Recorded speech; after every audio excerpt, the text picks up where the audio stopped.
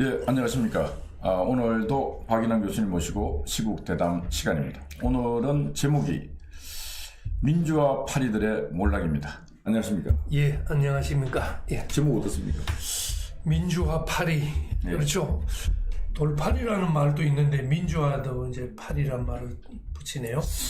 어떻게 보면 민주라고 하는 이 가치는 상당히 소중한 가치잖아요. 그렇죠. 거기다 돌파리를 갖다 붙이니까 민주 돌파리구만요. 아니면 민주를 팔아먹는 뭐 좋은 의미는 아니죠. 왜 오늘 이런 제목을 정했는가?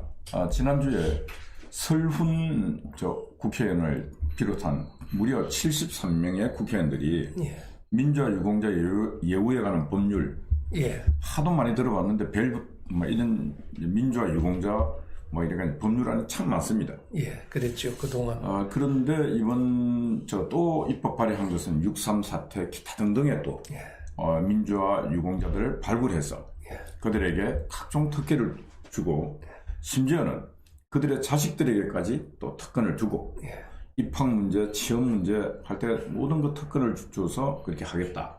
이런 내용이었습니다. 입법 그렇죠. 발의 내용이. 저도 뉴스를 봤는데 참 깜짝 놀랄 만한 게 우리가 신분에 관한 이익은 세습을 못하게 돼 있거든요. 헌법에. 왜냐하면 훈장을 받아도 세습이 안 되고 하는데 이 민주화 파리라는 파리를 붙인 이유가 저 장사를 해먹는다는 뜻이지 않습니까? 민주화 파리라는 게 민주파리가 쉽게 말해서 자기들이 데모만 한 그 실적을 가지고 세습을 시켜서 새로운 계급을 민주 계급을 또 만들려고 하는 거고 또 쇼킹했습니다. 그러니까 자유민주주의 국가에서는 어느 특정 세력이 특정 특권을 행사해서는 안 되지 않습니까? 그래서 그게 이제 국민은 누구나 평등하다. 거기다가 많이는 평등하다. 또 특별한 계급은 세습을 못하도록 헌법에 되어 있어요. 그럼에도 불구하고 민주화했다고 운동했다고 하는 사람들이 마치 본인들이 대한민국의 오늘날 건국과 이 과정, 중도 과정과 지금까지를 자신들이 다 했는 것이냐? 그렇죠. 오만가. 그런데 그게 70명이 넘습니까? 입법 발의한 국회의원들이 73명입니다. 그러니까요. 그럼 굉장히 그 민주당에서는 70여 명이면 거의 절반 이상을. 가반에 가깝죠. 야, 발의한 사람이 정신이 있는지 없는지 한번 조사를 해봐야 되겠네요. 그래서 저희들이 이제 지난 주에 며칠 전에 이제声明을 냈습니다. 자유연대, 국민노조, 국변 여러 단체들이 이름으로声明을 냈는데 민주주의 모독하는 돈벌레들. 민주파리가 돈벌레가 됐네요. 돈벌레들. 당신들이 민주화 유공자냐? 그래 하면서 그 제목을 대한민국 건국은 오늘날은 건국하는 가정에 건국 세력이 있었지 않습니까? 그렇습니다. 그 다음에 건국을 했는데 하자마자 전쟁이 일어났지 않습니까? 그렇죠. 6.25 전쟁, 그 나라를 지키는 사람들이 또 있어요. 그분들은 호국 세력이라고 그러죠. 그 나라는 겨우 지켰는데 잿더미가 되었지 않습니까? 이제 또 먹고 사는 게 거기다 공장을 세우고 여러 가지 이제 세우는 건설, 도로를 닦고 하는 과정. 그게 이제 우리가 보통 산업화 세력이라고 그래요. 그렇습니다. 이제 산업화가 완성이 돼서 좀 이제 먹고 살만해지니까 이 자유의 가치, 민주의 가치 이런 것들이 소중해져서 이제 그 다음부터는 또 이제 민주화되는 과정엔 그 모든 세력이 다 하나가 돼서 했는 거죠. 다시 말하면 전 국민이 했죠. 전 국민이 했는 거고. 전 국민이 했죠. 그런데 이렇게 됐는데 지금 이제 옛날에 운동권 세력이라 하는 인간들이 지금 국회에 다 들어가 있지 않습니까? 그러니까 그 정치적 분란을 갖고 마치 자기들이 오늘날 대한민국의 주인인 양 이제 특별법을 만들어서 특권을 세습하게끔까지 만들고 하는 법안을 국민 두려운지 모르고 발의를 했습니다. 근데 자기들이 스스로 민주화 세력이라는 것은 자기들이 붙였지 우리 국민이 붙여준 적은 없거든요. 저는 민주화 세력이라는 말 자체가 잘못됐다고 보는 게 지금 말씀하신 대로 운동권 세력이라고 하면 그냥 넘어갈 것 같아요. 그럼 당당하게 운동권 세력이라고 하지. 그 당시에 민주화 세력이라고 스스로 말은 하면서 데모한 것밖에 없거든요. 그 데모도 좋은 의미로 운동이지 운동권 세력이라고 불러주면 적당할 말을 지가 자기 스스로 민주화 세력이라고 하는 것은 저는 뭐 이름 자체도 잘못됐다 뭐 그렇게 봅니다. 근데 우리가 보면은 민주화의 과정에 보통 보면은 70년대 말, 예. 박정희 대통령 이제 선거 이후에, 예. 선거 이후부터 87, 예. 이제 87년까지의 그 과정, 한 7년, 8년의 과정. 예. 직선제 헌법 예. 만들어질 때까지. 그 과정에서는 지금 국회를 장악하고 있는 저런 인간들의 역할보다도 그 많은 우리 대학생들, 지식인들, 뭐 또 일반 사회인들이 하나가 돼갖고 그렇습니다. 넥타이, 그래서 넥타이 부대도 나왔고 많은 사람이 나와서 그렇죠. 오늘날 이제 역사적으로 군부 정치가 끝이 났으니까 이제는 자유민주주의 시대로 가자. 예. 그래서 그 물결이 국민의 물결이었고 시민의 물결이었지, 지금 국회를 장악하고 있는 몇 안 되는 소수 권력자들을 그들이 말하는 그런 민주화가 아니거든. 그렇습니다. 그 당시에 87년도만 해도 이제 헌법 개정이 가장 최근으로서 마지막에 할 때, 그때 가장 중요한 그 이슈가 대통령 직선제였습니다. 대통령 직선제하고 그 5년 단임제, 그걸 처음으로 이제 도입을 하면서 이제 민주화를 완성을 하고, 그 이후로 사실은 대통령이 얼마나 많이 바뀌어와서 지금은 뭐 거의 대여섯 명 되거든요. 그래서 세계적으로도 한국이 정권 교체가 평화적으로 됐다. 그것은 바로 그게 민주화의 증거라고 하고, 그 바탕은 바로 산업화. 제대로 나라가 산업화가 돼서 기반을 잡은 위에 민주화가 되니까 정권 교체도 평화롭게, 쿠데타도 없고 뭐 데모도 없었는데, 저는 뭐 촛불은 또 조금 따로 설명을 할 시간이 있겠습니다만은, 그나마 이렇게 민주화를 이루어온 것도 절대로 운동권 세력은 아니고, 우리 시청자님도 오해가 있을지 모르겠습니다만은, 그 당시는 전 국민이, 아까 우리 이 대표님이 넥타이 부대가 서울시청, 서울역 앞을 점령하고 표현한 것처럼 평범한 시민들이 참여하고 시민들이 외치고 함으로 해서 얻은 거지, 운동권, 특히 좌파 운동권들이 거기서 마치 자기들이 공인양 지금 와서 뒤늦게 나선다는 것은 정말 꼴보기 사납고, 민주를 팔아먹고 사는 민주파리라고 말을 들어도 뭐 마땅하겠네요. 예, 그렇습니다. 하여튼 대한민국의 발전사를 놓고 보면은 저는 제가 볼 때 가장 수고했던 세력이 건국 세력이었다. 예. 일본 식민지로부터 대한제국, 예. 대한제국으로부터 일본 이제 식민지 생활을 또 한 35년 하고, 500년의 조선 왕조 시대에서 또 제국주의 시대에 식민지에, 그 다음에 이제 어떤 제도를 택할 것인가, 나라 전 세계가 어떻게 돌아가는지도 모르는 그 와중에 이승만이라고 하는 그 이제 지도자가 나타나서 우리가 택한 것은 자유민주공화국을 택했지 않습니까? 그렇습니다. 그 당시만 해도 자유민주공화 체제를 택한 나라가 전 세계적으로도 많지 않았습니다. 그러니까 아무것도 모르는, 가본 경험도 없는 곳을 향해서 우리는 그 목표를 향해서 그 지도자 한 사람의 말을 듣고 다 따라갔지 않습니까? 그렇습니다. 근데 길이 없는 길을 갔던 그 우리의 건국 세력들은, 저는 제가 볼 때 참 용기 있었고, 참 어떻게 보면 위대한 분들이었다. 그렇습니다.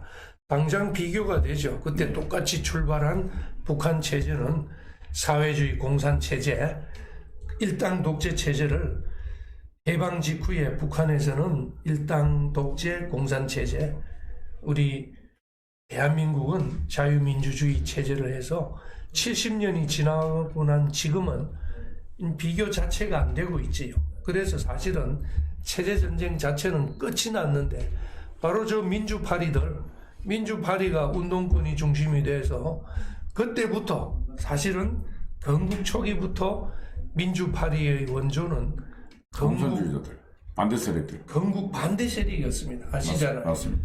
건국 반대 세력이 제주 사세도 일으키고 여순 반란, 대구 반란 이렇게 해서 건국 당시에 우리 이 대표님 말씀처럼 오히려 건국 세력이 지금 민주 파리들보다 훨씬 고생을 많이 했을 것 같습니다.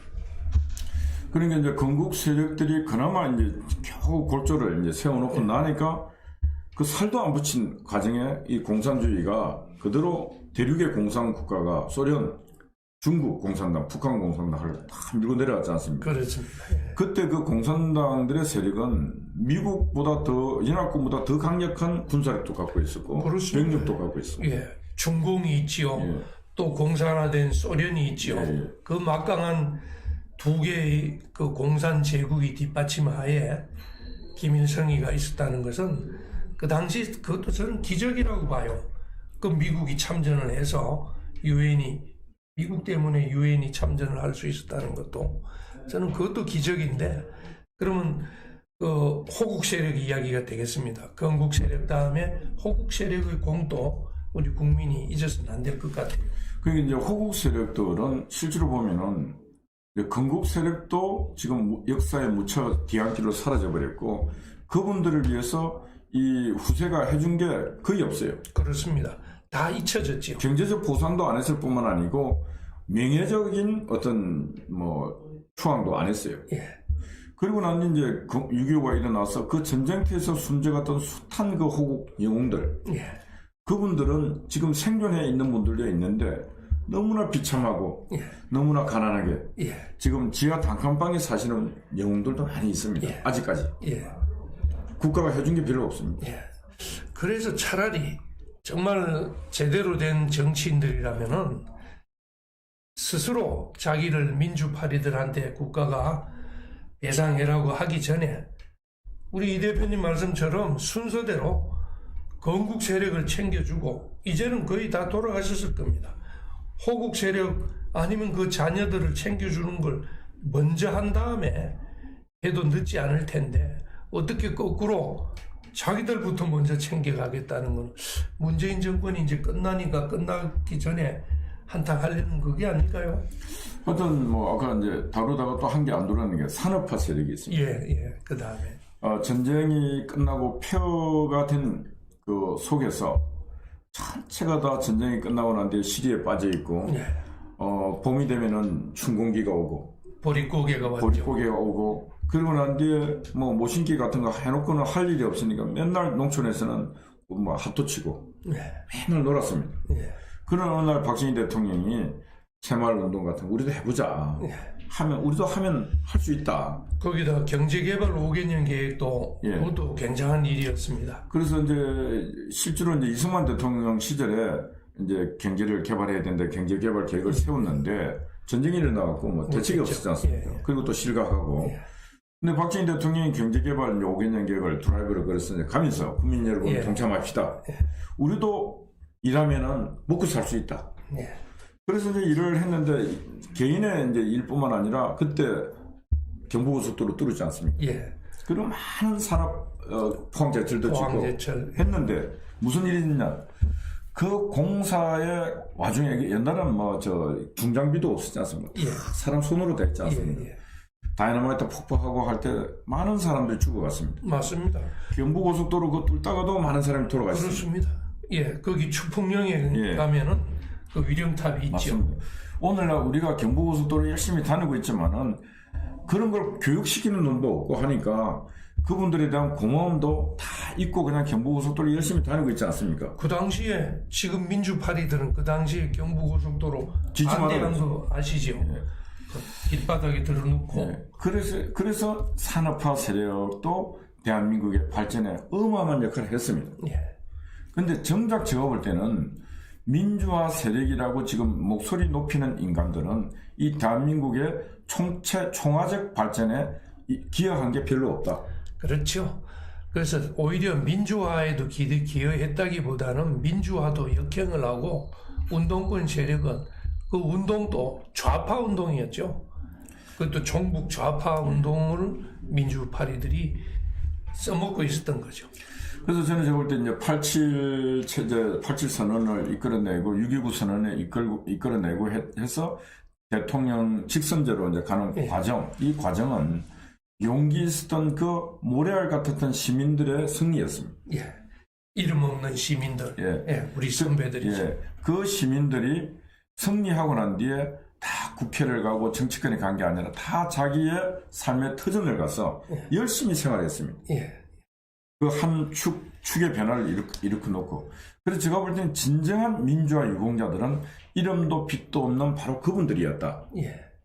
그런데 지금 국회에 있는 놈들은 거의 다 돌 던지고 할 때, 화염병 던지고 할 때 무엇을 위해서 던졌는가? 대한민국의 진정한 민주화를 위해서 던진 게 아니고, 저는 제가 볼 때 그들이 추구했던 사회주의, 공산주의, 그런 이념에 몰입된 자들이 지금 끝까지 남아서 이념 투쟁을 하고 있는 것이다. 그 중에서도 제일 그 문제가 되는 세력들이 바로 주사파, 종북 좌파라고 하지요. 아직도 그 꿈을 버리지 않고 있는 세력들이 지금도 우리 국회에서 다수를 점하고 있다는 것이 한탄스럽죠. 그런데 이런 놈들이 모인 국회에서 지금 민주화 유공자 이제 예우에 관한 법률안을 만들어서 뭐 보면은 기가 찹니다. 내용을 읽어보면은 와 지금 이게 어떤 북한 노동당 아주 최고의 간부들이 누릴 수 있는 그런 특권 그런 특권을 조목조목 명문으로 다 넣어갖고 있는데 제가 이렇게 좀 소개를 해보시죠. 제가 이제 그 몇 가지 소개를 한번 해보겠습니다. 그 고등학교, 대학, 학교, 전체 다 수업료 전액 지원. 수업 다 장학생이네요. 대학까지. 이야. 정부 공공기관, 민간기업 취직 시 최대 10% 가산점. 10%면 당락이 결정되는. 당선되는 거지 공기업, 사기업. 그 다음에 중고등 입학 의사 밝히면은 지 가고 싶은 학교에 나 이 학교 가고 싶다. 학교도 선택을 마음대로 할 수 있게. 가고 싶다면 학교는 입학 정원의 3 내지 6% 범위에서 입학시켜주고. 야, 그것도 특혜네요. 말할 수 없는 특권 아닙니까? 그 다음에 정부 공공기관 물론 민간기업도 일정 비율 이상 의무적으로 채용. 민주파리 후손들을 반드시 채용하라. 그래서 진짜 보면은 이 공산당 간부보다 나은 것 같습니다. 그렇죠. 우리는 더 많은 걸 줄 수 있으니까. 그래서 이런 내용 외에 제가 여기 썼는 내용 외에도 더 많이 있습니다. 더 많이 있는데 이건 진짜 있을 수 없는 일인데 왜 이런 일이 일어나고 있는가? 저는 이 시작이 첫 단추가 잘못 끼워진 게 5.18 민주유공자. 여기서부터 이게 이제 단추가 잘못 끼워졌다. 왜 끼워졌는가 하면은 이런 특별법을 만들어서 특별 군안이 있게끔 특권 세력을 만드는 일은 해서는 안 되는데 국회가 그런 일을 했습니다. 그러다 보니까 실제로 저는 그렇습니다. 건국 세력, 호국 산업화 세력, 그리고 많은 민주화 세력들, 저도 민주화를 위한 운동을 많이 했습니다. 했는데 나의 양심과 어떤 신념을 갖고 했지 내가 이게 했는 거 갖고 나중에 정부로부터 보상받아야 되겠다. 그런 생각 추호도 없습니다. 그런데 그렇게 했음에도 불구하고 정부를 상대로 감옥 갔다 오신 분들 중에 장기표, 김문수 이런 분들은 이 유공자 보상에 청구를 해서 돈 안 받았습니다. 내 양심과 내 어떤 신념을 갖고 했는 것이지 내가 지금 그걸 국가를 상대로 돈을 받는 행위는 이거는 내 인생을 돌아봐도 이건 부끄러운 일이다. 그래서 안 받았습니다. 아주 훌륭한 분들이. 그런데 이 인간들은 심심하면 돈 주라 그래요. 또 벌써 제가 알기로 많이 받은 걸로 알고. 그런데 이 인간들은 또 많이 받았어요. 본인은 벌써 받아놓고. 서른만 하더라도 강주 민주화 사태 유공자 보상할 때 2억인가 받았어요. 거기서도 받고 또 유신 때 뭘 받고 많이 받아요. 그래서 국민을 속여가면서 이들이 받아 챙긴 돈만 해도 국고 낭비가 엄청납니다. 근데 또 받겠답니다. 그래서 성명을 내서 대대적으로 공격을 하고 하니까 부끄럽잖아요. 그러니까 김영한이라고 하는 전직 국회의원 의사 출신 그분도 민주화 유공자였어요. 근데 이런 법안이 나오고 이러니까 그분이 민주화 유공자 자격 반납을 해버렸어요. 나 안 하겠다고. 창피하다. 창피하니까. 그분도 괜찮은 분이네요. 그러니까 바로 이런 분들이 정직한 민주화 유공자고 나머지 놈들은 제가 볼 때 전체 다 쓰레기들입니다. 네. 민주화를 입에다 달 자격이 없는 인간들. 네. 그런데 왜 하필이면 지금 시점에 그렇게 혜택을 많이 본 친구들이 왜 이 정권 말기에 또 분명히 이렇게 하면 지금 서울시장 재보궐선거도 있지 않습니까? 여기에 불리할 줄 알면서 왜 그런 무리하게 시도를 했을까요? 그 제가 볼 때는 이제 관행, 간성, 섭이되어 버리면은 권력의 도취, 네. 어떤 마약에 이제 뽕 가버리면은 뭐 이제 벗어나지 못하지 않습니까? 네. 지금 저들은 그 잘못된 권력에 중독된 권력 중독자들 같아요. 그게 200석이나 지금 되지 않습니까? 예. 그러니까 법을 만들기 쉽다. 법도 만들기 쉽고 마치 국민들이 200석 가까이 준 게 자신들에게 뭐 특별한 권한을 준 것인 양 착각하고 네. 저들 멋대로 해도 되겠다. 그래서 이참에 이거 하자 해갖고 막 쫙 모였더니 78명이나 모여갖고 법안을 만들었어요. 예. 그리고 또 뭐 법률안을 내버렸어요. 예. 그러니까 이런 역풍과 반발이 있을지 아마 생각도 못했을 거예요. 예. 근데 아직은 대한민국이 희망이 있다 하는 것은 이렇게 강한 반발이 있어주니까 법률안 폐기했습니다. 스스로 처리를 했다고 처리했습니다. 예. 저는 그 뉴스는 안 봤습니다만 예. 그래도 조금 양심은 있나 보네요. 끝까지 버티고 할 텐데. 아니, 저 인간은 양심은 없는데 저 인간들이 비겁한 것은 신념에 의해서 이건 꼭 해야 되는 일이다 하면은 그 반대를 무릅쓰고 가야 되지 않습니까? 예. 근데 이게 이제 신념도 없고 막 해봤어요. 그냥 막 해보다 보니까 반발이 심하지 않습니까? 그러니까 후퇴하자 안 되겠다 해가지고 항복한 거죠. 일단은 일시적 항복입니다. 근데 대북 전단 금지법 같은 것도 그렇게 반대를 해도 통과시키고 5.18 역사 왜곡 금지법 같은 것도 그렇게 반대를 해도 무리를 하면서 다 통과를 시켰는데. 근데 이번에 이제 철회한 제일 큰 게 아마 선거. 눈치 보는 거. 네, 부산, 서울 선거를 해야 되는데 이게 또 하나의 선거의 악재가 되지 않겠는가. 또 이 정치적 판단에서 처리를 한 것 같습니다. 예. 그러면 선거를 잘해야겠네요. 혹시 선거가 저 친구들, 저놈들이죠. 저놈들 뜻대로 선거 결과가 나면 또 밀어붙이겠네요. 그렇지 않습니까? 근데 제가 볼 때 이번에 떨어져야 정신을 차리지. 그거야 뭐 일단 지금 그래 될 것 같습니다. 지금 뭐 여론조사 기타 등등이 민주당의 이제 문바들 한 30%, 20%에서 30%만 남기고 전 국민은 지금 이제 민심 입안이 됐는데 입안된 결과가 이제 투표로 나와야 되거든요. 예. 나와준다면은 이제 대한민국 땅에서 저런 민주화 파리들, 무능력한 자들이 권력 행사하는 이제 시기는 다 끝난다. 네. 다행스러운 게 이번에 이제 이들이 하도 이런 악행을 하고 해서 그런지 여론조사를 해보면 완전히 여론이 뒤집어지지 않습니까? 예. 그래서 이제 중도층도 지금 많이 돌아서 갖고 이번 투표해야 되겠다. 예. 이런 생각을 많이 하고 있다 그래요. 예. 저는 그것도 짧은 기간, 그러니까 약 한 달도 안 되는 사이에 여론이 이렇게 180도 바뀐다는 것도 저는 참 우리 국민이 위대하다는 생각이 듭니다. 처음에 박영선 후보가 나왔을 때는 어떤 여론조사에서는 박영선 후보가 월등히 앞선 1위를 한 적이 있었거든요. 맞습니다. 그것도 한 달도 안 되는데 지금은 거의 더블 스코어 차이로 박영선이가 쳐지는 거 보고 역시 우리 국민은 그래도 생각이 있으시고 저 민주파리들보다는 의식이 있으시고 더 민주의식이 강한 분들이 우리 유권자고 우리 국민이다. 참 다행이다. 이런 위로도 해봅니다. 하여튼 뭐 저도 제가 이제 희망이 아침에도 제가 미국 대사관 앞에서 그런 말씀을 좀 전했는데 초등과 고등학교가 도시가 이제 심판받을 때 의인 10명 예. 의인 10명이 없었으면 이제 도시가 하느님의 벌을 받았다 하는데 대한민국 땅에는 의인이 참 많아요. 예. 이름 없는, 이름 모를 의인들. 예. 근데 그 의인들이 이제 정치적으로는 이 조직화가 안 되어 있어서 그렇지 참 많다. 예.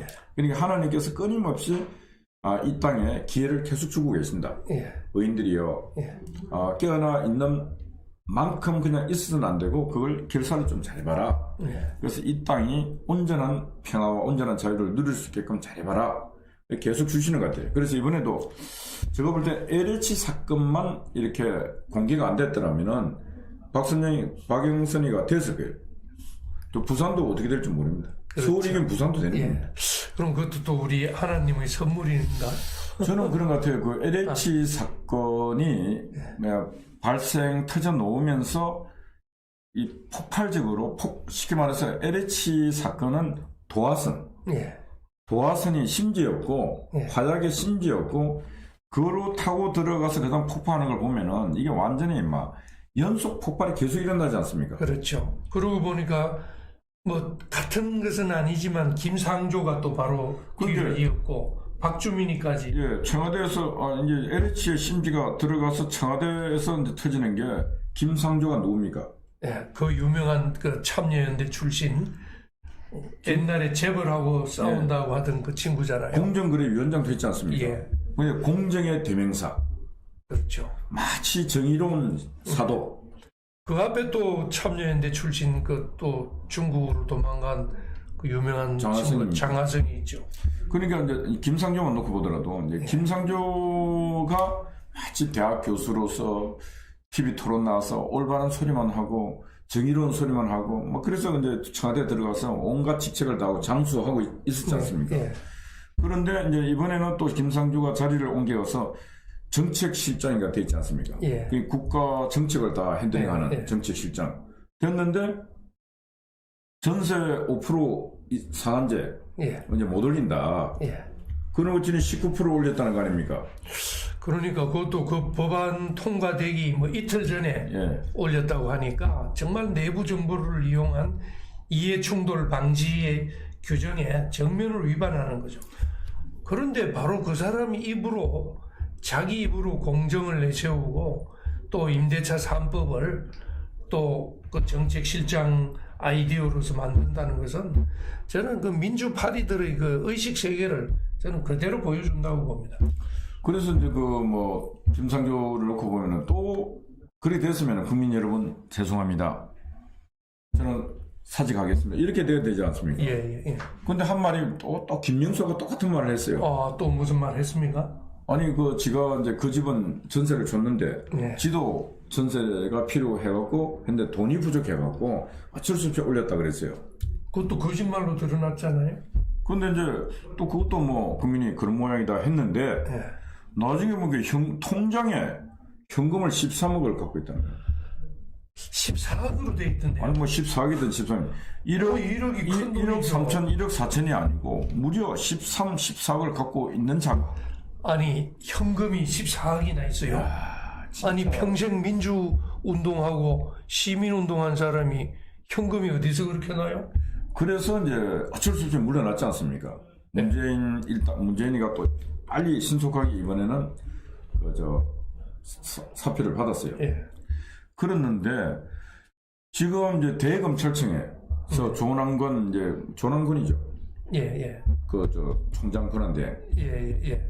그래서 이제 그 어제 대검 차장이라고 어제 이제 발표한 내용을 보면은 부동산 투기한 공무원 구속과 법정 최고형을 주겠다. 그럼 김상조 이거 구속시켜야 되는 거 아닙니까? 그렇습니다. 그런데 이제 자유연대에서 아마 고발장을 내고 하면은 뭐 약속대로 구속할지는 모르겠지만은 저는 그 전에 구속도 구속이지만은 우리 문재인 정권의 머릿속에 들어있는 저 민주파리들의 의식을 꼭 한번 짚어 넘어가야 될 것이 민주파리들이 말은 재벌 개혁을 하고 기득권을 없애고 평등사회를 만들고 1%가 99%를 지배하는 구조를 뒤바꾸자 하는 게 그 사람들의 구호였잖아요. 그런데 지금 우리 이 대표님도 말씀하신 것처럼 지금 청와대의 구조, 민주파리 국회의원 정치인들 구조를 보면은 이번에 박영선에도 마찬가지지만 저는 어떻게 이렇게 하나같이 1% 아니라 0.1%에 들 만큼 이렇게 부자들, 그것도 현금이 많은 박영선에도 40억 재산인가 이랬을 때다. 아니 나는 가난한 줄 알았더니 진보운동, 민주운동, 좌파운동 하면은 돈이 없는 줄 알았더니요. 우리 이 대표님보다 훨씬 부자 같은데요? 아니 저는 그 부자도 끄집어내지 낼 수가 없어요. 저는 근데 이 친구들은 왜 이렇게 돈이 많아요? 저는 경제적으로 아주 가난합니다. 그 뭐 돈벌이를 안 했으니까 시민운동하면서. 아니 이 친구들도 시민운동 했잖아요. 아니, 이 친구들은 뭐 저 겸직을 여러 가지 겸직을 하고 심지어 뭐 정치 권력이 주는 각종 위원회 뭐 가서 뭐 오만 거 돈을 모을 수밖에 없어요 구조적으로. 아니 그래도 그렇지 14억 저는 변호사도 하고 그 정부 고위직도 하고 교수도 하고 검사도 했지만 통장에 1억도 없는데 아니 창피하네. 아니 창피한 게 그래서 저는 김상조의 그 저 지금 축제 예. 현금만 10몇 억을 갖고 있는 저 돈이 어떻게 모아졌는가 저 조사해야 된다고. 진짜 그 조사해야겠네요. 이 부동산 문제가 아니라 제대로 그 뒷바탕을. 아니 이제 보통 뭐 교수들의 연봉이 만약 1억이다 본다. 예. 그러면 무려 13, 14년을 모아야 그 이제 13, 14억을 모으는데 한 푼도 안 쓰고 한 푼도 안 썼을 때 이제 그렇지 않습니까? 예, 예. 근데 적어도 시민운동 하면 어떤 일이야? 시민운동을 써야 돼요 돈을. 자기 돈을 쓰고 하는 게 시민운동이죠. 그리고 그 교수든 누가 돈을 벌면은 한 절반 이상은 생활비도 써 기타 써야 되는 거 아니에요? 당연하죠. 써야죠. 그럼 김상조 방식으로 하면은 무려 20년에 30년을 해야 지금 그 뭐 재산을 한 15, 25 모을 수 있는데 저 인간은 부동산 말고 갖고 있는 현금만 13, 14억이라니까 예. 저 조사해야 안 되겠습니까? 예.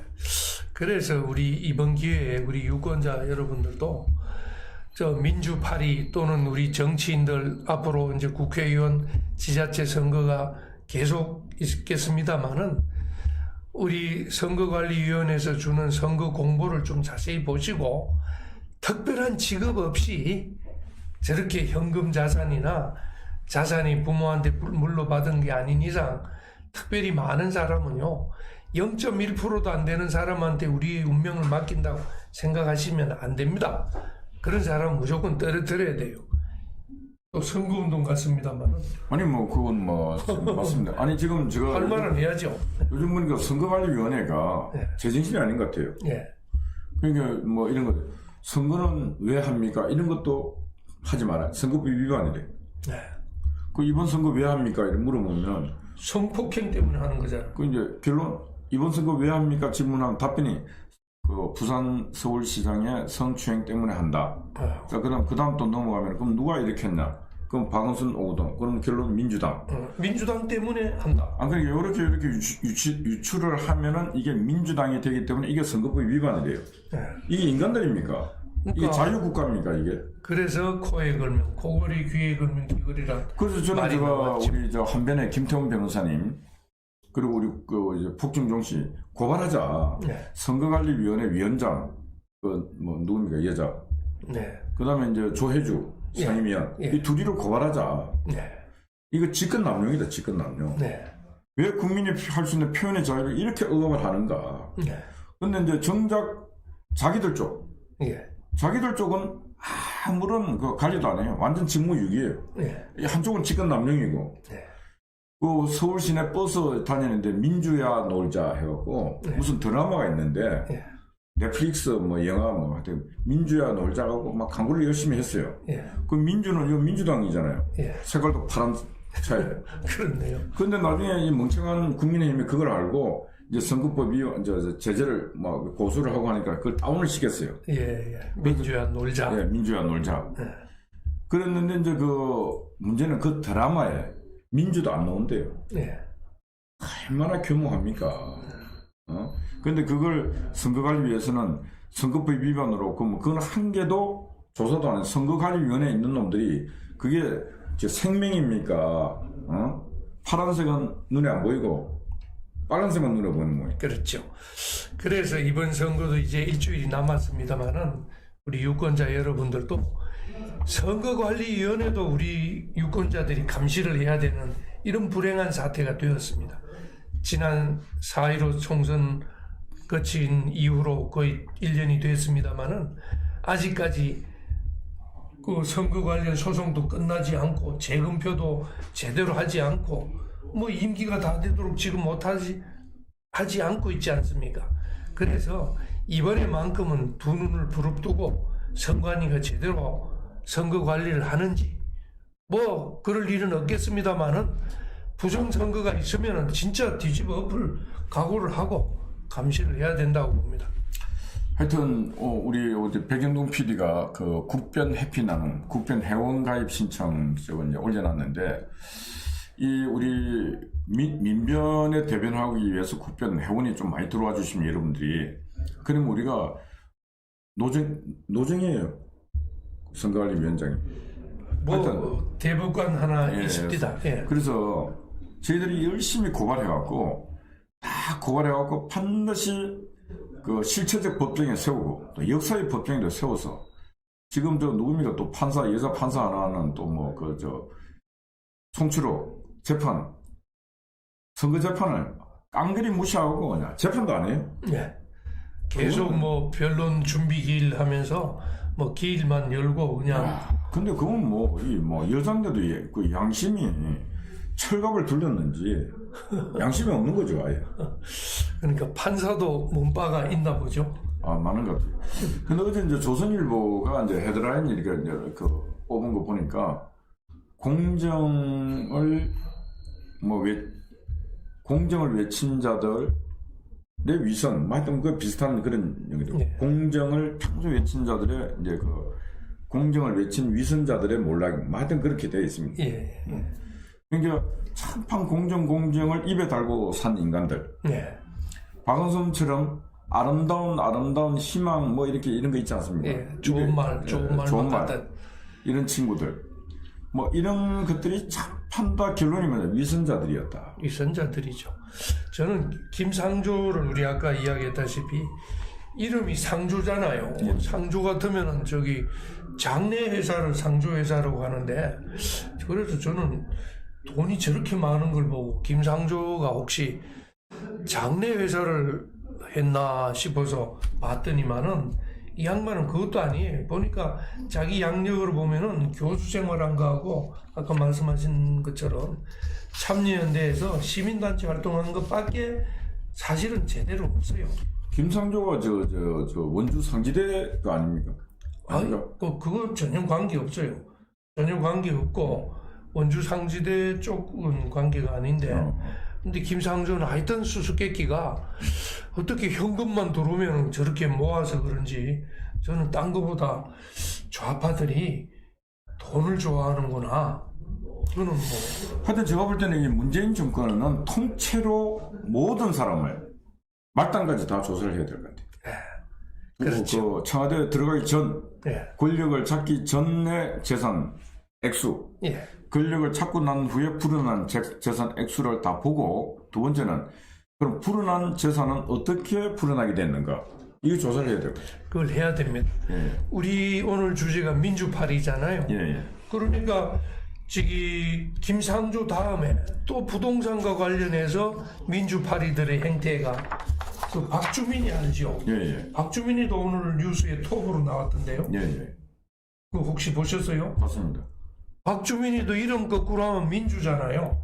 맞습니다. 근데 이름값도 못하고 오늘 어느 신문에 보니까 톱 뉴스로 김상조하고 비슷하게 법률 개정되기 전에 전세금을 왕창 올리고 월세도 뭐 180만 원 받았다고 어떻게 부동산 3법을 그 양반이 대표 발의를 했다면서요. 맞습니다. 아니 대표 발의한 사람이 대표 발의하면 하루아침에 하는 게 아니잖아요. 적어도 몇 달 전부터 연구하잖아요. 한창 연구하면서 자기 건 잔뜩 올려놓고 그 다음에 법률을 5%로 제한하는 걸 만드는 게 이름도 거룩한 민주 박주민. 저는 이름이 주민이길래 처음에는 주민 대표인 줄 알았더니 민주 대표라고. 그래서 저는 제가 볼 때 이제 이게 참 좀 아이러니한 게 LH공사 이걸 터뜨린 게 그 참여연대. 그렇죠. 민변하고 참여연대. 민변이 터뜨렸는데 실제로 보면은 그로부터 공격받아서 뒤지는 인간들이 다 참여연대. 또 민변 소속이죠. 박주민은 민변 출신입니다. 참여연대, 민변. 근데 박주민도 참여연대 또 뭐 직책을 갖고 있어요. 그러니까 그 지금 그들의 내부 권력 투쟁인지 뭔가 있어요. 저는 그래서 보니까 민변하고 참여연대든지 좀 맛이 간 것 같아요. 아무데나 이제 총 쏴도 되는 줄은. 그래서 제가 볼 때는 이제 간 놈들이 제대로 뭐 그 단체를 향해서 기여를 안 한다든가 말을 안 듣다든가. 예. 그래서 제가 볼 때는 지금 권력을 잡은 놈들이 참여연대 덕분으로 권력을 잡았는데 권력을 잡고 권력 중독이 되다 보니까 이제 그 친정집 말을 잘 안 듣는다. 그렇습니다. 우리 마약 사범을 조사할 때도 보면은 예. 마약 범죄가 처음에는 그 이성이 있을 때는 예. 재미로 하고 한두 번 마약 맞고 그만둬야지, 한두 번 맞고 그만둬야지 하다가 어느덧 중독이 되면은요, 지가 마약인 줄도 모른답니다. 마약인 줄도 모르고 하고 그러다 보면 적군하고도 구분이 안 되니까 심지어 마약 묻고 지가 스스로 경찰서 찾아간 놈도 봤어요. 지가 마약 취한 줄도 모르고. 이제 그 혼미해지는 거죠. 예, 정신을 잃으니까 제가 보기에는 이제 민주파리들도 이제 거의 정신이 나간 게 아닌가 그런 생각. 그런 것 같아요. 제가 봐도 이제 권력이 너무 큰 권력이 한꺼번에 와버렸다. 예. 국회 권력도 압도적으로 막 200석이 가버리고 견제하는 모든 견제 시스템이 없어져 버렸습니다. 언론도 견제 안 하지. 사법부도 다 장악했죠. 야당도 견제 안 하지. 사법부 다 장악해서 뭐 법정에 갈 일 없지. 예. 그러니까 막 나무 뭐 저 집 귀한 딸도 막 저거들 막 주무르고 싶은 대로 주물러 버리고 나무 재산도 막 그냥 막 저거들 챙겨버리고 막 그래 해적기니까 그리고 그 많은 축적한 걸 참여연대가 민변이 다 알고 있는데도 불구하고 이제 그 기여를 제대로 안 했는 것 같아요. 좀 나눠주질 않았나 봐요. 그 이제 도치가 마약이 초기 단계일 때는 그런 것들 나눠 먹을 줄도 아는데 이제 맛이 가버리면은 모르잖아. 이성을 상실하니까. 그렇죠. 그래서 제가 볼 때 나머지 참여연대 민변에 있는 친구들 중에 마약에 덜 취한 친구들이 예. 아 이놈들이 말이야 너 혼날래 하니까 뭐 혼내보려면 내봐. 예. 이번에 딱 혼을 내봤는데 완전히 막 쑥대밭이 되지 않습니까? 아마 자기들도 그런 줄 모르고 예. 이렇게 파장이 클 줄 몰랐지 않나 싶은 생각이 드네요. 그것도 그랬는데 해보면은 막 경찰, 검찰, 법원 우리가 다 장악하고 있으니까 아무 일 없어. 이렇게 하긴 했는데 뭐 그래서 뭐 수사권 검찰에 있는 권한도 다 뺏어서 갖다 놨는데 이게 여론이 너무 커지니까 그러니까 지금 제가 볼 때는 이제는 공수처고 뭐 아무데도 뭐 이제 걷잡을 수가 없이 되니까 뚝이 터져버렸어요. 뚝이 터진 거. 예. 진짜 그런 것 같습니다. 1년도 안 남았는데 문재인 정권은 영원히 레임덕이 없을 것만 같았는데 바로 레임덕을 누가 만드느냐. 민주파리들이 레임덕도 스스로 만든 것 같아요. 예, 그래서 이제 뚝이 터지다 보니까 돈벌레뿐만 아니고 권력의 도치, 권력을 진짜 독점하고 있는 이 민주파리들이 드디어 몰락의 길을 향해서 가고 있다. 네, 그것도 스스로. 예. 그러니까 우리는 그렇게 태극기를 들고 광화문에서 소리쳐도 꿈쩍도 안 하는 것처럼 느껴졌는데 드디어 내부에 스스로 몰락하는 민주파리들이 나타났다. 그런 생각이 듭니다. 예, 그래서 또 보면은 정치적으로 세상적으로 보면은 이제 저들끼리 권력 투쟁하고 뭐 이렇게 자멸하고 있다고 보고도 있지만 이제 종교적으로는 보면 영적으로 보면은 이것도 하나님의 섭리다. 예. 이거 말할 수 있는 것입니다. 예. 그럼 또 우리 시청자들이 또 우리 대표님이 오늘 또 하나님 말씀 많이 하시네요. 저는 요즘 이렇게 보면은 이렇게 돌아가는 걸 영적으로 하나님의 섭리로 설명 안 하면 설명이 안 돼요. 예. 이게 다 무너져갖고 태극기를 들고 그 많은 긴 세월 동안에 이놈들아 외쳐봤다 되는 게 한 개도 없었는데 예. 아니 어떻게 LH라고 하는 이 사건 하나로 이 민주파리들 그 다음에 돈벌레들 권력벌레들이 한순간에 이렇게 무너지는지. 그렇죠.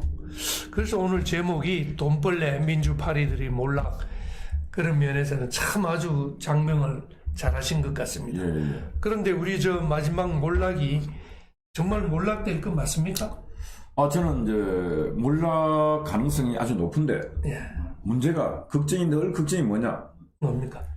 이제 우리 국민의힘에 있는 인간들이 보통 또 이런 전쟁을 이기면은 겸허한 하심을 가져야 되는데 내가 잘해서 이겼다 이런 생각이에요. 특히 우리 김종인 할배부터 해서 그 양반이 좀 그렇다면서요? 저는 제가 이제 오세훈 저 시장도 아, 내가 잘 싸워서 이겼다. 이렇게 생각하는 순간에 또 뺏깁니다. 예. 그래서 겸손하게. 아까 겸손하게 지금 우리 이 나라가 모든 정치, 경제, 사회, 문화, 언론, 시민을 모든 걸 빼앗겼는데 이렇게 갑자기 큰 권력의 힘이 여기 나에게 온 것은 아까 하나님의 섭리가 아니면 답을 찾을 수가 없다.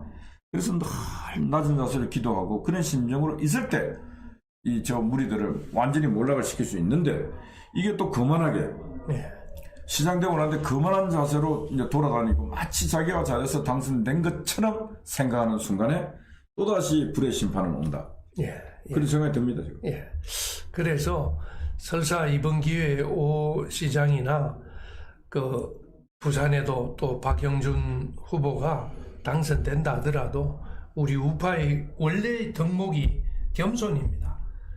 겸손하고 서로 도와주고 그 불쌍한 사람은 격려해주고 하는 게 원래 보수의 미덕인데 혹시 우리가 이번 기회에 잃어버린 미덕을 찾아서 정직하고 겸손하고 또 절약하고 하는 이 고유의 보수의 미덕을 좀 찾았으면 싶은 게 바람입니다. 저는 그렇습니다. 항상 인간은 진짜 어떻게 보면은 위대한 존재이고 인간이 곧 소우주라 그러지 않습니까? 근데 또 한편으로 보면 인간처럼 나약하고 지저분한 것도 없습니다. 껍질은 다 똑같은 껍질을 갖고 있는데 그 안에 담고 있는 여러 가지는 악마와 같은 악성도 갖고 있는 자도 있고 진짜 선성을 갖고 있는 사람도 있지만은 지금 세상이 하도 탁하다 보니까 사람들이 너무 혼돈스러워요. 그런 사람들이 좌우할 것 없이 너무 많습니다. 지금 우리는 너나 할 것 없이 인간성 회복 운동을 해야 된다. 인간성을 다시 찾아야 된다. 그게 인간성이라는 게 항상 남에게 대한 배려심. 남의 배려심을 가지면 내가 건강해야 되거든. 내가 건강하지 못한 자가 남을 지도 케어 못하는 자가 남을 어떻게 케어하겠습니까? 이렇게 또 그리고 항상 내가 비록 많이 배우고 또 많이 가지고 있다 할지라도 조금 더 그분보다 좀 다른 사람보다 낮은 자세, 고개 숙일 수 있는 부분 이런 자세를 갖고 배려하고 하다 보면은 뭔가 이렇게 없는 복도 들어오는데 이 국민의힘을 보면은 별 그냥 힘은 없어 보이는데 때때로 보면은 무조건 모든 게 세상에 자기들이 다 하는 것처럼 자기들 위에는 아무것도 없는 것처럼. 그래서 저도 한마디 보탠다면은 국민의힘이 지금 지지율이 올라가는 게 제가 보기에는 결코 국민의힘이 스스로 잘해서 그런 것은 아니다. 오히려 우리 국민들이 문재인의 실정을 보고 실망을 해서 아까 지금 민주파리 돈벌레들에 대한 실망으로 반사적인 이익으로 국민의힘이 지지가 올라가는데 여기에 도취되고 착각하지 말고 정말 낮은 자리에 내려와서 보수의 가치를 제대로 찾는 거, 보수의 가치, 절약하고 건금하고 정직하고 겸손한 거, 그 미덕을 제대로 찾아가면은 저는 정권도 탈환을 하고 또 나아가서 우리나라의 발전에도 우리 국힘당이 큰 일을 할 수 있으리라 보는데 저는 우리 이 대표님이 과연 국민의힘이 그런 일을 할 수 있겠습니까? 아까 제가 우리 교수님 검사하실 때 꽁쟁이 마약적인들 조사 많이 해봤지 않습니까? 근데 아까 교수님 말씀하신 것 중에서 마약 초범 같은 경우는 반성을 하면서 하죠. 잡아갖고 치료도 가능하고 치유도 가능한데 어느 한 단계를 지나버리면 치유가 안 되지 않습니까? 그거는 구속시켜갖고 별도 격리 강제로 끊게 강제 치유를 시켜야 되지 않습니까? 그런 과정이 있어야 되거든요. 근데 저는 제가 볼 때 민주당도 저 인간들이 진짜 이 권력에 도취돼갖고 국민 무술 줄을 모르고 있는데 제가 볼 때 국민의힘도 비슷해요. 그래서 저는 제가 볼 때 과연 이게 국민의힘도 그런 어떤 치유 과정을 통해 갖고 정상화될 수 있는가 보면은 그래도 민주당보다는 낫다 그런 생각 들어요. 그렇지만은 그게 치유하는데 걸리는 시간은 상당히 오래 걸릴 것 같아. 그럼 어떻게 해야 되는가? 이거 치유하려고 하는 공보다는 새로운 정치 세력을 만들어서 이 세력이 빠른 시간에 빨리 성장할 수 있게끔. 그래서 어느 날 공공의 적, 국가의 적과 싸울 때 일단 힘을 합쳐서 싸우긴 싸우되 어느 날 이게 새로운 세력이 급성장하면은 그 세력으로 다시 이렇게 국민의힘이 자연스럽게 용해되는 것. 예. 그 방향이 제가 볼 때 선리적으로는 옳지 않는가. 그렇죠. 그런 생각합니다. 참 정말 맞는 말씀인데 저도 안타까운 점이 우리가 박근혜 전 대통령 탄핵 이후로 광화문에서 쭉 지켜보면은 국민의힘이 제일 안타까운 점이 자꾸 광화문 애국 진영, 자유민주 진영, 산업화, 건대화, 건국, 호국 세력들을 좀 국민의힘 당이 안아주고 감싸주고 위로해주고 하지 않고 결정적인 시기에는 다 쳐버리고 자꾸 또 버리고 저기 가까이 가면 표 떨어진다. 무대에도 올라가지 마라. 아는 척도 하지 마라. 저는 그게 끝까지 아쉬웠습니다. 그래서 제3세력도 우리가 지난번에 이 방송을 통해서도 우리 국민노조를 통해서 또는 자유연대 또는 제3지대에서 제대로 된 보수 정당을 만들어 보자는 그런 노력도 하고 별의별 호소를 했습니다만은 아직 국민의힘 당에서는 아직 쳐다보지도 않고 있는 것 같아서 정말 답답해서 이런 말씀 드렸습니다. 저는 지금 만약에 저는 이때까지 정치하겠다는 생각은 안 가졌습니다. 내가 만약에 정치를 하고 한다면은 이 시기에 저는 정치적인 정적이 딱 하나 있지 않습니까? 그 뭐냐면 체제를 파괴시키고 체제를 붕괴시키고 있는 문재인과 그 일당들. 네. 그럼 나머지 세력들은 다 어떻게 보면은 생각이 서로 약간은 다르지만은 뜻한 목적과 목표는 다 비슷하다고 봐요. 그러면은 정치를 하는 사람들이라면은 그들과 손잡고 그들과 만나는데 두려움을 가져서는 안 된다. 그런 기회를 또 피해서도 안 된다. 언젠가 그 세력을 모은 그 힘을 갖고 저쪽을 물리쳐야 되는데 이 사람은 극우가 돼서 안 돼. 이 사람은 뭐가 돼서 이 사람은 표 떨어져서는 안 돼. 뭐 이러면서 다 팽개쳐버리니까 힘이 없지 않습니까? 그렇죠. 안 그래도 힘이 없는 사람이 더 빠지죠. 근데 민주당을 보면은 민주당의 과거사를 보면은 항상 합종 연행을 했습니다. 김대중이가 YS 때부터 보면 그랬습니다. 민주화했던 인간들이. YS도 지 혼자 평날 해도 안 되지 않습니까? 닭에 모가지를 비틀어도 새벽은 온다 해도 지 혼자 외침이었어요. 그런 YS가 어느 날 내가 꼭 대통령이 돼야 되겠다 하면서 선택한 길이 그가 그렇게 싸웠던 군부 세력들과 손을 잡아서 그렇습니다. 노태우하고 합당하지 않았습니까? 손을 잡고 또 전두환 대통령으로부터 무려 선거 자금을 거의 5천억인가 뭐 이렇게 어마어마한 그금을 받고 또 5.16 세력이라고 할 수 있는 김종필하고도 손 잡았잖아요. 그래서 그 세력이 손을 잡고 본인이 대통령 됐습니다. 그래서 가만히 보니까 김영삼도 저렇게 대통령 되더라. 그러니까 DJ도 그 다음에 야 우리 힘만으로 안 돼. 그래서 DJ가 DJP 연합을 했지 않습니까? 김종필과 박태준과의 손을 잡고 그렇죠. 대통령이 됐지 않습니까? 그 전까지는 불구 대천의 원수 취급하던 5.16 세력이잖아요. 그러니까 어떻게 보면은 이 민주당 세력들이 정치적으로는 상당히 발달되어 있습니다. 그런데 지금 거꾸로 우리 보수 진영에 있는 국민의힘과 우리 세력들은 정치적으로 완전 초년생들이에요. 그럼 우리도 똑같이 그들이 갔던 길을 보고 학습을 빨리 해야 돼요. 그럼 우리는 어떻게 해야 되나? 우리도 똑같이 DJP 연합을 했던 것처럼 우리도 연합을 해야 되는데 우리는 그거보다 더 이질적인 동질적인 집단이 너무 많아요.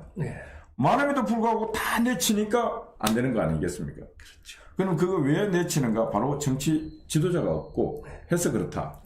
그래서 우리는 지금부터 시작해서 뭉쳐야 된다. 그래서 이번에 안철수와 오세훈의 그 어떤 단일화 과정은 어떻게 되든 간에 잘 됐죠. 시금석, 미래를 향한 시금석이었다. 아주 저는 좋은 모범이 됐다고 봅니다. 그래서 제3의 윤석열 총장이 이제 신당을 만들어서 가더라도 저는 꽃을 하나, 성을 하나 쌓는 것은 잘 쌓는다고 보고 있습니다.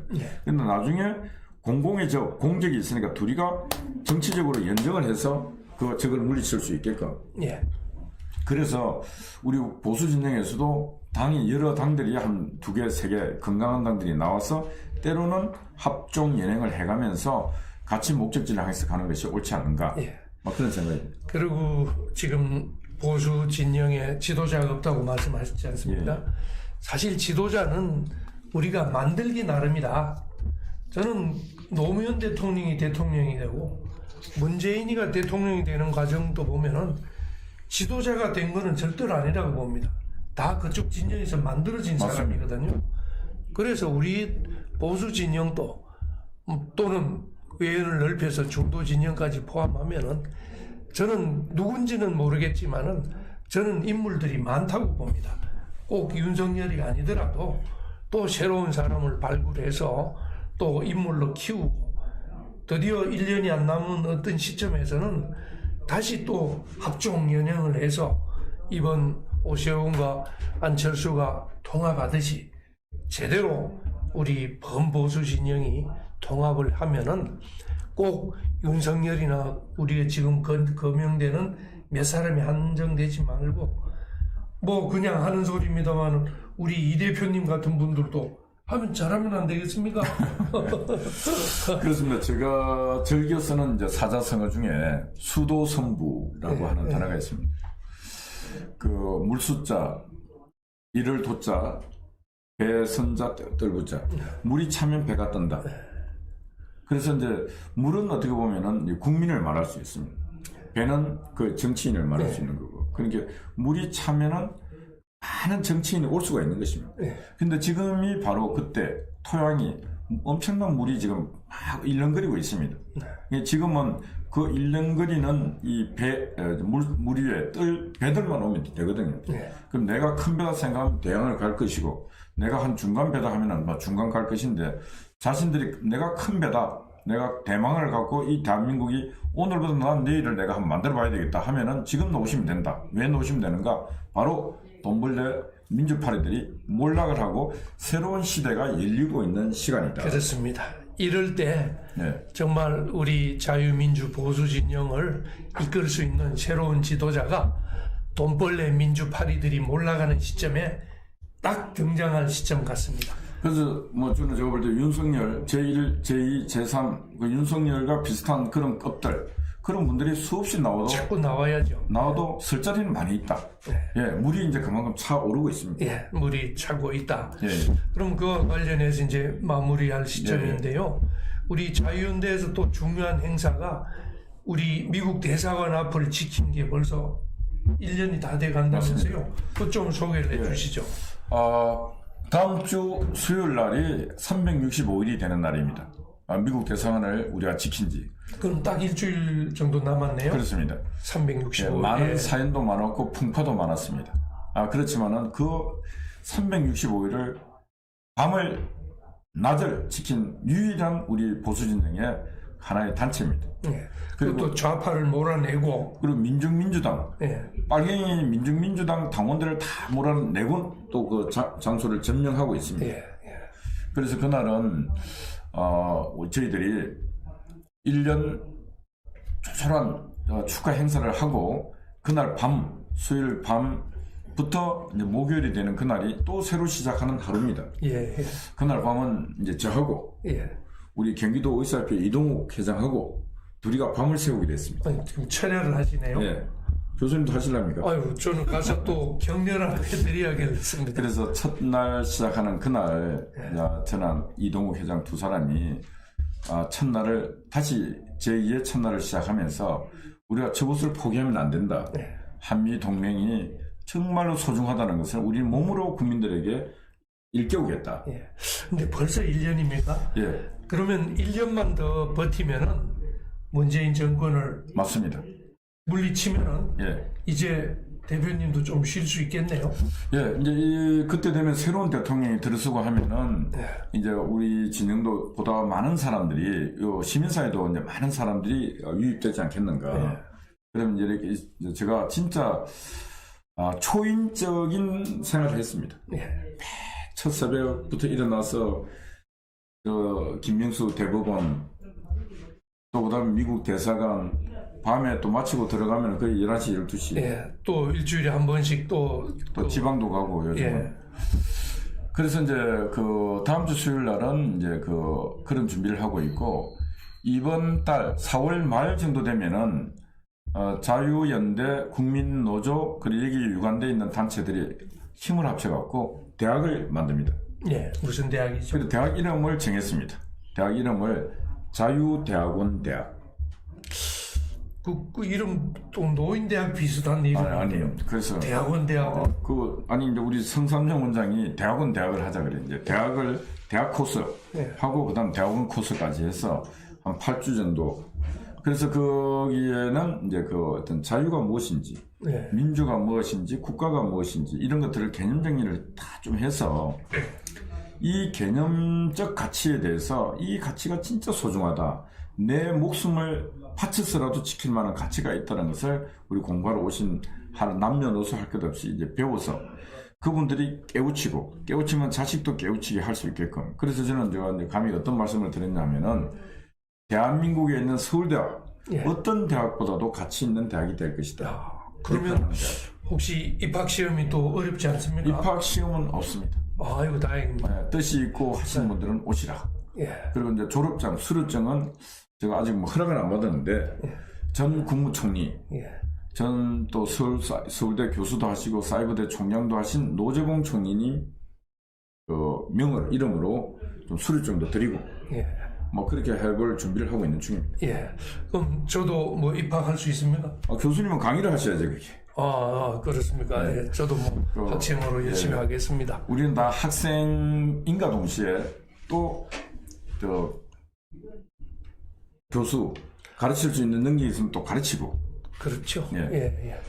그렇게 준비를 하고 있습니다. 그래서 그러면 다음 주에는 좀 큰 행사들이 좀 있네요. 그렇습니다. 우선 그 재보궐선거가 있을 거고 하필이면 그 재보궐선거 있는 날이 우리 1년 되는 1년 미대사관 앞을 탈환한 지 1년 한 10시 정도 되면 그 윤곽이 나올 것 같습니다. 그렇죠.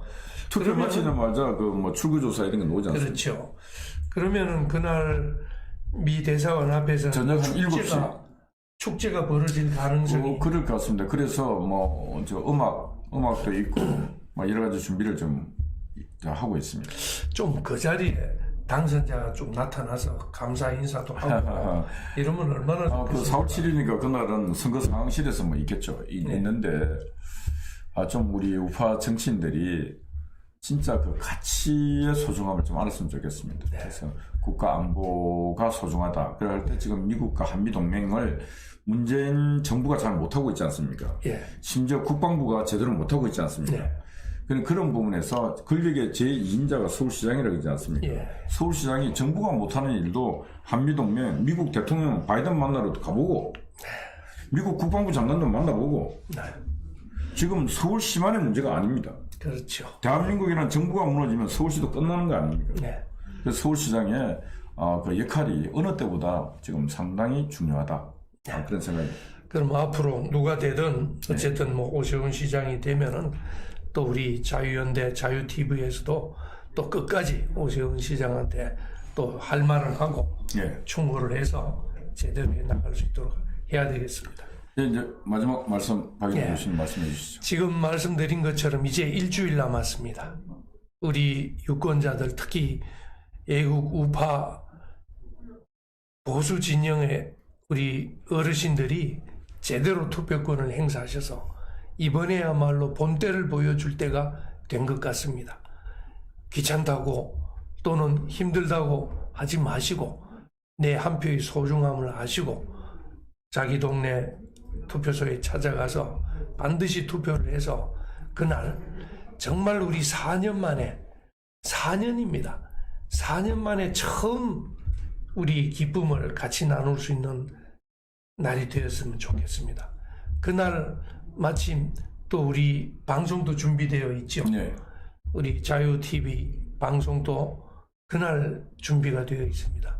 이 방송하는 날도 그날은 물론 낮에 하겠습니다만은 그날 상황을 보고 더 열심히 우리 유권자들을 격려하고 응원해서 투표장에 나오도록 하겠습니다. 그렇게 해서 정말 우리 이 대표님하고 같이 그날 저녁에는 미 대사관 앞에서 같이 축배를 올릴 수 있는 밤이 늦더라도 축배를 올릴 수 있는 그런 날이 되기를 간곡히 부탁드립니다. 예, 감사합니다. 지금 또 우리 들어오신 분 중에 이경민님, 고맙고 감사합니다. 그리고 남현나님, 슈퍼챗을 10만원이나 보내주셨습니다. 네, 아이고, 감사합니다. 고맙고 감사합니다. 그런데 오늘 우리 백영동 PD가 상당히 역할을 좀 잘했습니다. 댓글도 많이 쓰시고, 스피너 역할을 아주 잘했습니다. 오늘 고맙고 감사합니다. 예, 그렇습니다. 지금은 악의 몰락, 어둠이 몰락하는 시기다. 그걸 제가 이제 볼 수 있는 게 대한민국 땅에서는 민주화 파리들이 지금 이렇게 몰락을 합니다. 근데 지금 남과 북을 놓고 봤을 때는 지금 저들끼리도 김여정이하고 김정은이하고 문재인하고 피 터지게 싸우고 있거든요. 근데 가보면은 아무리 그래도 한 나라의 대통령인데 김여정이가 김정일의 딸이잖아요. 근데 남쪽에 있는 이 대통령을 향해서 야, 미국산 앵무새 삶은 소대가리 태생적으로 태생적인 바보다 너는. 야, 이게 진짜. 근데 어떻게 했길래 저런 욕을 얻어 처먹고 있는지 모르겠습니다. 그러면서 아무 소리도 못해요. 뭐 본인이 그러니까 할 말이 없나 보죠. 그래서 저는 그걸 보면서 이 갈등이 상당히 심각하다. 그러니까 갈등이 있는 곳은 반드시 망합니다. 그래서 저는 이 대한민국 땅에 있는 이 공산당도 반드시 망할 것이다. 북녘 땅에 있는 공산당도 망할 것이다. 그러면 끝내 그 승리는 바로 우리 자유를 갈구하고 자유를 위해서 투쟁한 우리가 승리할 것이다. 그런 믿음을 갖고 싸우고 있습니다. 항상 함께 해주시고 계시는 우리 박인환 교수님께 항상 감사드립니다. 다음 주 수요일 뵙겠습니다. 예, 고맙습니다. 예, 감사합니다.